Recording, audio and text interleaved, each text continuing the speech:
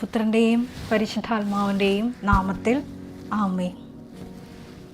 പരിശുദ്ധ ദൈവമാതാവിൻ്റെ കരം പിടിച്ച് നിത്യതയെ ലക്ഷ്യമാക്കി സ്വർഗീയ പിതാവിനെ മുഖാഭിമുഖം കണ്ട് ആനന്ദിക്കാൻ മരിയൻ ഉടമ്പടിയെടുത്ത് ഈ ഭൂമിയിലായിരിക്കുന്ന നമുക്ക് കൂടുതൽ തീക്ഷ്ണതയോടെ മരിയൻ ഉടമ്പടി നിബന്ധനകൾ വിശ്വസ്തയോടെ പാലിച്ച് മുന്നേറാൻ ഉതകുന്ന ഒരു വലിയ ശുശ്രൂഷയിലാണ് നമ്മളെല്ലാവരും. ലിവിങ് ഓറക്കിൾസ്, ജീവവചസ്സുകൾ എന്ന വലിയ സാക്ഷ്യ വിശകലന വചന ശുശ്രൂഷ. ഈ ശുശ്രൂഷയുടെ 2ാമത്തെ എപ്പിസോഡിലേക്ക് എല്ലാവരെയും സ്നേഹപൂർവ്വം സ്വാഗതം ചെയ്യുന്നു. ഈ ശുശ്രൂഷയിൽ നമ്മൾ 2 സാക്ഷ്യങ്ങളാണ് സാക്ഷ്യ വിശകലനത്തിനായി നമ്മൾ എടുക്കുന്നത്. ഒന്നാമതായിട്ട് കോഴിക്കോട് നിന്നുള്ള ജോസി എന്ന ഒരു സഹോദരൻ്റെ സാക്ഷ്യം. ഈ സാക്ഷ്യത്തിൻ്റെ പ്രത്യേകത 55 വയസ്സുള്ളൊരപ്പനാണ് ജോസി എന്ന് പറയുന്ന സഹോദരൻ. യൂറോപ്പിൽ 55-ാം വയസ്സിൽ ഒരു ജോലി തരപ്പെടാൻ വേണ്ടിയാണ് അദ്ദേഹം കൃപാസനത്തിൽ വന്ന് മരിയൻ ഉടമ്പടിയെടുത്ത് പ്രാർത്ഥിക്കുന്നത്. സ്വാഭാവികമായിട്ടും എഡ്യൂക്കേഷൻ ക്വാളിഫിക്കേഷൻ കുറവുള്ള ഈ അപ്പൻ പരിശുദ്ധ ദൈവമാതാവിൻ്റെ ഉടമ്പടി എന്ന മെറിറ്റിൽ ആശ്രയിച്ചാണ് ജോബ് ആപ്ലിക്കേഷൻ വെക്കുന്നത്. 1 മാസത്തിനുള്ളിലാണ് ജോസി എന്ന സഹോദരന് യൂറോപ്പിൽ ജോലി ശരിയാകുന്നത്. അദ്ദേഹം പറയുന്നുണ്ട്, ഒരു വെള്ളിയാഴ്ച ദിവസം 7-ാം തീയതിയാണ് എന്നെ എംബസിയിലോട്ട് വിളിക്കുന്നത്. ചൊവ്വാഴ്ച ദിവസം എനിക്ക് വിസ കയ്യിൽ അടിച്ചു കിട്ടിയെന്ന്. സമയച്ചുരുക്കത്തിൻ്റെ ഒരു വലിയ പ്രതിഭാസം ഈ സാക്ഷ്യത്തിൽ നമുക്ക് കാണാവുന്നതാണ്. ഞാൻ പറയാൻ ആഗ്രഹിക്കുന്നത് ഇതൊന്നുമല്ല. ഈ ജോസി എന്ന് പറയുന്ന ഈ സഹോദരൻ ലഭിച്ച 4 വലിയ ദൈവാനുഭവങ്ങളെ പറ്റിയാണ് ഞാൻ പറയാൻ ആഗ്രഹിക്കുന്നത്.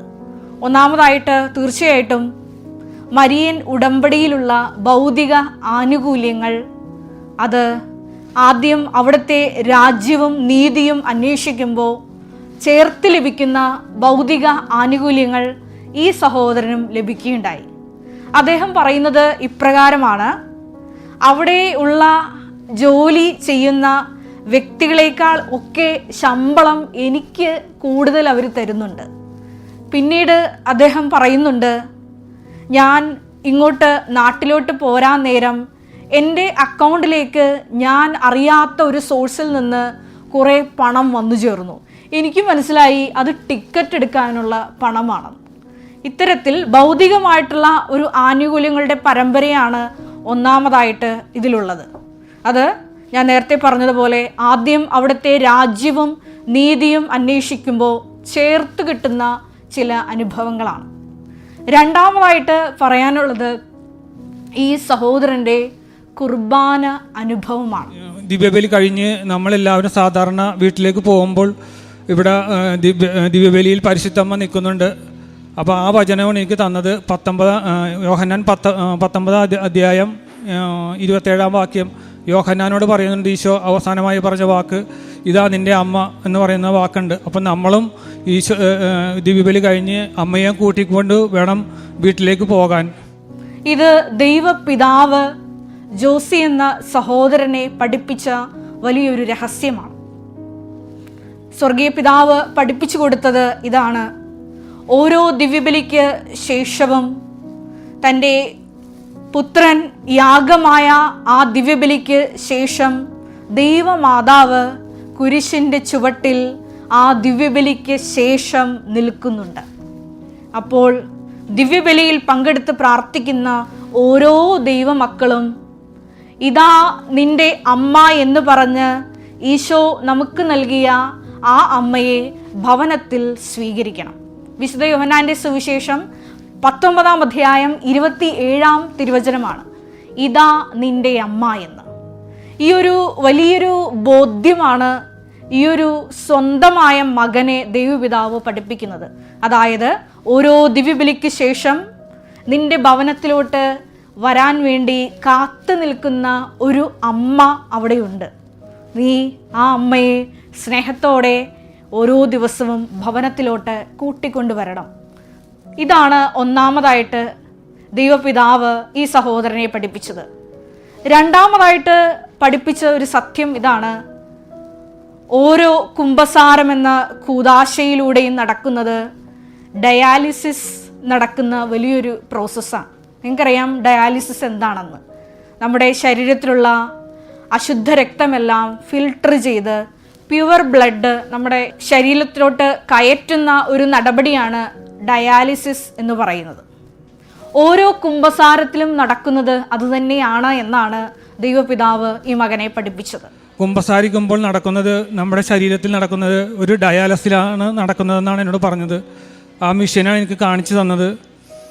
കാരണം കുമ്പസാരിച്ചതിന് ശേഷം ഈശോയെ സ്വീകരിക്കുമ്പോൾ നമ്മുടെ ശരീരത്തിലേക്ക് പ്യുവർ ബ്ലഡാണ്, ഈശോയുടെ ബ്ലഡാണ് നമ്മുടെ ശരീരത്തിലേക്ക് വരുന്നത്. അപ്പോഴാണ് നമ്മൾ സൗഖ്യപ്പെടുന്നത് എന്ന് പറഞ്ഞത്. അതായത് ഒരു വിശുദ്ധിയോടുകൂടിയുള്ള മനസ്താപത്തോടു കൂടിയുള്ള കുംഭസാരത്തിന് ശേഷം യേശുവിൻ്റെ തിരുരക്തം തന്നെയാണ് പാപികളായ നമ്മുടെ രക്തത്തിലോട്ട് കലർത്തപ്പെടുന്നത്. അങ്ങനെ നമ്മൾ വിശുദ്ധരായ വ്യക്തികളായി മാറുന്നു. ഇതാണ് രണ്ടാമതായിട്ട് പറഞ്ഞു കൊടുത്ത സത്യം. മൂന്നാമതായിട്ട് സഞ്ചാരി മാതാവ് തന്നെ ഈ മകൻ്റെ അടുത്ത് നേരിട്ട് വരുന്ന ഒരു സാക്ഷ്യാനുഭവമാണ്. നമുക്കറിയാം, വിദേശത്തൊക്കെ ജോലി ചെയ്യുന്ന സഹോദരങ്ങൾക്ക് ടാക്സ് റെസിഡൻസി സർട്ടിഫിക്കറ്റ് എന്ന് പറയുന്നൊരു സർട്ടിഫിക്കറ്റ് ഉണ്ട്. അപ്പോൾ അത് എക്സ്പയർ ആയാൽ നമ്മളത് റിന്യൂ ചെയ്യണം. അപ്പോൾ ഈ മകനെ സംബന്ധിച്ചിടത്തോളം ഈ മകന് ഇമെയിൽ ഐ ഡി യൂസ് ചെയ്യാനോ അങ്ങനെയുള്ള ടെക്നോളജിക്കൽ സംബന്ധമായിട്ടുള്ള അറിവുകൾ പരിമിതമാണ്. അതുകൊണ്ട് തന്നെ മെയിലിൽ ലോഗിൻ ചെയ്യാൻ പോലും അറിയില്ല. പക്ഷേ TRC എക്സ്പയർ ആയ സമയത്ത് പരിശുദ്ധ ദൈവമാതാവ് തന്നെ ഈ ഇമെയിൽ ഐ ഡി ആക്സസ് ചെയ്ത് ലോഗിൻ ചെയ്ത് ഈ മകൻ്റെ ഈ ഒരു റെസിഡൻസി സർട്ടിഫിക്കറ്റ് റിന്യൂ ചെയ്ത് ഐഡൻറ്റിറ്റി കാർഡ് തക്ക സമയം ഈ മകന് കിട്ടുകയാണ്. എൻ്റെ TRC 7 മാസം ഉണ്ടായിരുന്നു. എൻ്റെ വിസ ഉണ്ടായിരുന്ന 7 മാസം ഉണ്ടായിരുന്നത്. 7 മാസം കഴിഞ്ഞപ്പോഴേക്കും എനിക്കൊരു ഇമെയിൽ അയക്കണമായിരുന്നു. അപ്പോൾ എനിക്ക് ഈ മൊബൈലിൽ ഇമെയിൽ അയക്കാൻ അറിയില്ലായിരുന്നു. ഞാൻ വണ്ടിയിൽ നിന്ന് പുറത്തിറങ്ങി ഇമെയിൽ അയക്കാൻ വേണ്ടി നോക്കുമ്പോൾ എൻ്റെ ഇമെയിൽ ഐ ഡി ഓപ്പൺ ചെയ്ത് നോക്കുമ്പോഴേക്കും ഓൾറെഡി ആ ഡേറ്റ് തീർന്ന അന്ന് ഇമെയിൽ അയച്ചിട്ടുണ്ടായിരുന്നു. ആരാണ് അയച്ചതെന്ന് എനിക്കറിയില്ല. അപ്പോൾ എൻ്റെ പാസ്വേഡ് ഉപയോഗിച്ച് ആരാ അയച്ചതെന്ന് എനിക്കറിയില്ലായിരുന്നു. പല ആൾക്കാരോടും ചോദിച്ചപ്പോഴേക്കും പറഞ്ഞു അങ്ങനെ അയക്കാൻ പറ്റില്ലെന്നാണ് എന്നോട് പറഞ്ഞത്. അപ്പോഴാണ് എനിക്ക് മനസ്സിലായത് പരിശുദ്ധമ്മയാണ് ആ ഇമെയിൽ അയച്ചതെന്നുള്ള എനിക്ക് മനസ്സിലായി. അപ്പോൾ നമ്മൾ ഇപ്പോൾ ഒന്ന് ആലോചിച്ച് നോക്കുമ്പോൾ ദൈവപിതാവിൻ്റെ പഠിപ്പിക്കലുണ്ട്, സഞ്ചാരി മാതാവിൻ്റെ വലിയ സാന്നിധ്യമുണ്ട്, ഭൗതികമായിട്ടുള്ള ആനുകൂല്യങ്ങളുണ്ട്. ഈ സാക്ഷ്യത്തിൽ ഈ അപ്പൻ ഒരു വചനം പ്രത്യേകമായിട്ട് പറയുന്നുണ്ട്. യേശയ്യാ പ്രവാചകൻ്റെ പുസ്തകത്തിൽ 45-ാം അധ്യായം 3-ാം തിരുവചനം: നിന്നെ പേര് ചൊല്ലി വിളിക്കുന്ന ഇസ്രായേലിൻ്റെ കർത്താവായ ദൈവമാണ് ഞാൻ എന്നറിയുവാൻ അന്ധകാരത്തിലെ നിധികളും രഹസ്യ ധനശേഖരവും നിനക്ക് ഞാൻ നൽകുന്നു. ഇതാണ് ഞാൻ നേരത്തെ പറഞ്ഞ ആ ഒരു ഭൗതികമായിട്ടുള്ള ആനുകൂല്യങ്ങളുമായിട്ട് കണക്റ്റഡ് ആയിട്ട് വരുന്ന കാര്യം. കാരണം ഞാൻ നേരത്തെ പറഞ്ഞു, അതായത് അവിടെയുള്ള എല്ലാ സ്റ്റാഫിനേക്കാളും കൂടുതൽ ശമ്പളമാണ് ഈ മകന്, മരിയൻ ഉടമ്പടി എടുത്ത ദൈവത്തിൻ്റെ സ്വന്തം മകന്, ദൈവപിതാവിൻ്റെ സ്വന്തം മകന് ലഭിക്കുന്നത്. വീണ്ടും ഞാൻ പറഞ്ഞു, അതായത് ഇങ്ങോട്ട് നാട്ടിലോട്ട് പോരാൻ നേരം കുറേ പണം അക്കൗണ്ടിൽ സോഴ്സ് ചെയ്താന്നറിയാതെ ചേർന്നുവെന്ന്.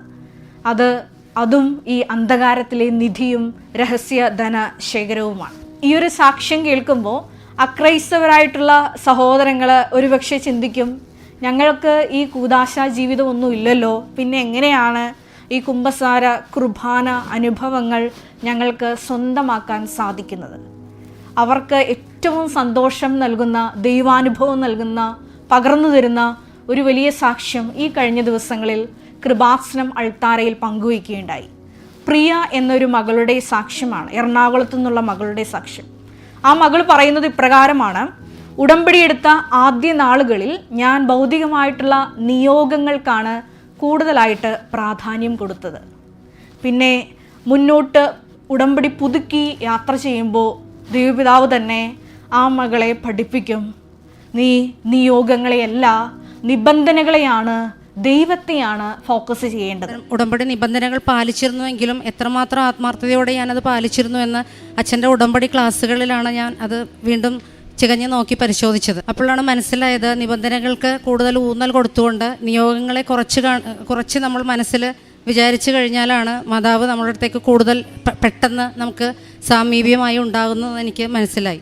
തുടർന്ന് ഈ മകള് പറയുന്നുണ്ട്, വിശ്വാസം, പ്രത്യാശ, ദൈവസ്നേഹം, ഇതിനേക്കാളൊക്കെ അപ്പുറത്ത് സമർപ്പണമെന്ന വലിയ ഒരു പുണ്യത്തിലേക്ക് വളരുവാൻ ബഹുമാനപ്പെട്ട VP ജോസഫ് അച്ഛൻ്റെ ഉടമ്പടി ആരാധന ആ മകളെ സഹായിച്ചുവെന്ന്.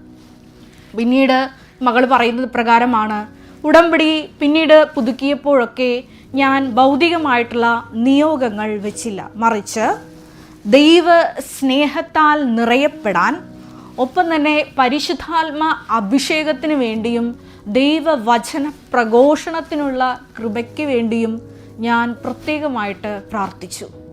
ദൈവപിതാവിന് ആ ഒരു വലിയ നിയോഗം ഇഷ്ടപ്പെട്ടു. പുത്രനായ ഈശോയെ ആ മകൾക്ക് വെളിപ്പെടുത്തി കൊടുത്തത് ഇപ്രകാരമാണ്.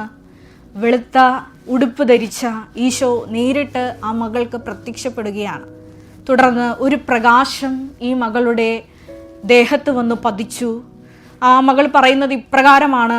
ഞാൻ ഒരു ദിവസം എൻ്റെ പാതിമയക്കത്തിൽ, ഞാനൊരു ഉച്ച സമയത്ത് പാതിമയക്കത്തിലായിരുന്ന സമയത്ത് ഞാനിങ്ങനെ കാണുകയാണ്, ഒരു 5 മിനിറ്റേ ആയിട്ടുള്ളൂ കണ്ണടച്ചിട്ട്. അപ്പോൾ ഈശോ ഇങ്ങനെ ഒരു തൂവെള്ള വസ്ത്രം കൊടുത്ത് ഈശോ നിൽക്കുന്നു. ഈശോയിൽ നിന്നും വളരെ വെളുത്ത ഒരു പ്രകാശം, വളരെ ശക്തമായിട്ടുള്ള ഒരു പ്രകാശം ഈശോയിൽ നിന്ന് ഇറങ്ങി എൻ്റെ തിരുനെറ്റിക്കകത്തുകൂടി ശിരസിലേക്ക് പ്രവഹിക്കുന്നതായും അതെൻ്റെ ശരീരത്തിൽ കറണ്ട് പാസ് ചെയ്യുന്നത് പോലെ അവർണ്ണനീയമായിട്ടുള്ള വാക്കുകളാൽ പറഞ്ഞറിയിക്കാൻ പറ്റാത്ത ഒരു വല്ലാത്തൊരു അവർണ്ണനീയമായിട്ടുള്ള അനുഭവമായിട്ട് എനിക്കത് മാറി. ഒരു കറണ്ട് അടിക്കുന്ന അനുഭവം തൽക്ഷണം എനിക്കുണ്ടായി. പെട്ടെന്ന് ഞാൻ ഞെട്ടി ഉണർന്നിട്ട് എൻ്റെ മൊബൈലിലുണ്ടായിരുന്ന ബൈബിൾ ആപ്പ് തുറന്ന് ഞാൻ നോക്കിയപ്പോൾ ലൂക്ക 1:35 വചനമാണ് എനിക്ക് ആദ്യമായി കിട്ടിയത്. ലൂക്കായുടെ സുവിശേഷം 1-ാം അധ്യായം 35-ാം തിരുവചനം. പരിശുദ്ധാത്മാവ് നിന്റെ മേൽ വരും, അത്യുന്നതൻ്റെ ശക്തി നിന്നിൽ പ്രവർത്തിക്കും.